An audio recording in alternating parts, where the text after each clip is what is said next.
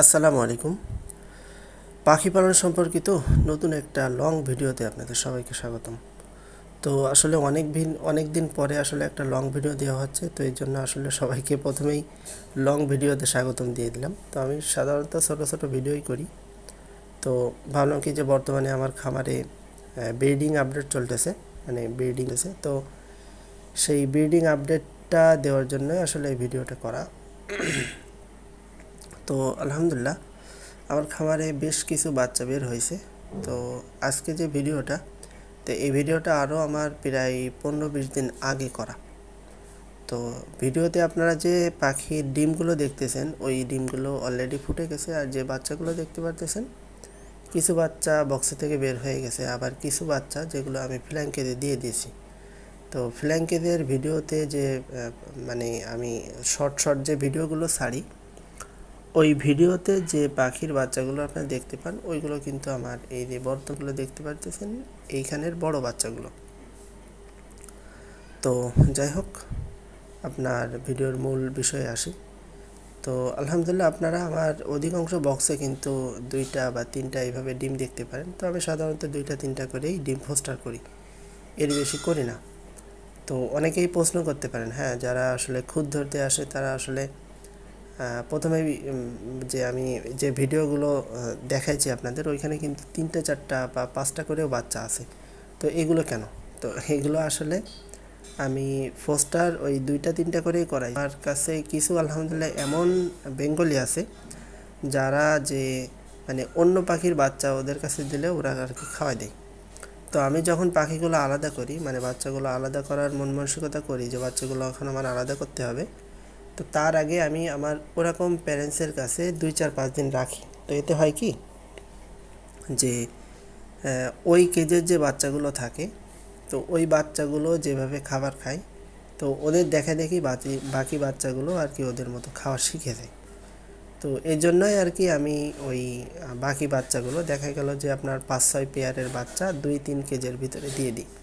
তো এটা দেওয়ার কারণ হচ্ছে ওইটাই যে ওগুলো সুন্দরভাবে খাওয়া শিখে যাবে।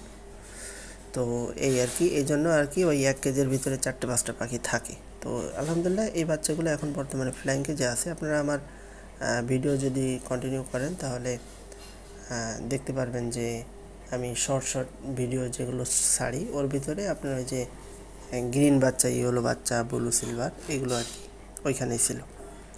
তো আলহামদুলিল্লাহ আপনারা অধিকাংশ জায়গায় আমার এরকম ডিম অথবা বাচ্চা বা বাচ্চা বড় হয়ে গেছে এরকমই দেখতে পারবেন।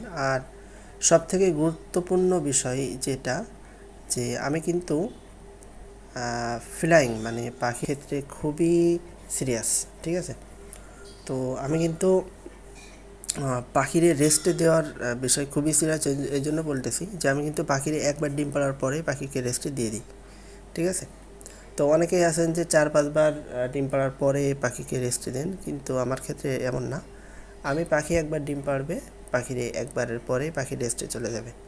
তো এখানে আরেকটা প্রশ্ন করতে পারেন যে ভাই তাহলে আপনি এত বাচ্চা কীভাবে পান? তো ভাই আমার পাখির সেট, মানে সেট হচ্ছে 2টা সেট। তো এক সেট পাখি ডিম পাড়ে আর এক সেট পাখি রেস্টে থাকে। পাখির যখন ডিম পাড়া শেষ হয়ে যায় তখন দ্বিতীয় সেট পাখি আবার হচ্ছে আমার ব্রিডিং কেজে আসে। তো পাখি সাধারণত ডিম পাড়তে দিলে আপনার ডিম পাড়া থেকে নিয়ে শুরু করে একেবারে দেখা গেলো শেষ করতে প্রায় 20-25 দিন সময় লাগায়। তো এভারেজে আপনি ধরতে পারেন 1 মাস, ঠিক আছে? তো 1 মাস একটা পাখি ডিম পাড়ার পরে 1 মাস রেস্টে থাকে, পরে আবার সেই পাখিটা আবার যখন ডিম পাড়তে আসে, তো পাখির শরীরে কিন্তু আসলে ক্যালসিয়ামের কোনো ঘাটতি থাকে না। তো এই জন্য আমি সাধারণত পাখিকে একবার ডিম পাড়ার পরে রেস্টে দিয়ে দিই। যে হয়তো আমি পাখিকে 2বার ডিম পাড়াইছি, যে এরকম যে একটা ফিমেলকে আমি 2বার ডিম পাড়াইছি। আর আরেকটা গুরুত্বপূর্ণ বিষয় যে ভাই আমার কিন্তু নির্দিষ্ট কোনো পেয়ার নাই যে আমার এই ছেলের সাথে এই মেয়েই আমার পেয়ার করি সবসময়, এরকম না। আমি ছেলে মেয়ে সবসময় ঘুরাই দিই। আসলে কথা বলতে বলতে একেবারে ভিডিও শেষ পর্যায়ে চলে আসছি। তো শেষ পর্যায়ে এসে আপনাদের অনুরোধ যে আপনারা আমার ভিডিওতে একটা লাইক আর আপনাদের মতামত অবশ্যই কমেন্টে জানাবেন, আর আমার পেজটি ফলো করে রাখবেন। ইনশাল্লাহ আমি এরকম পাখি পালন সম্পর্কিত গুরুত্বপূর্ণ আর কি বিষয়গুলো নিয়ে আপনাদের সামনে তুলে ধরি।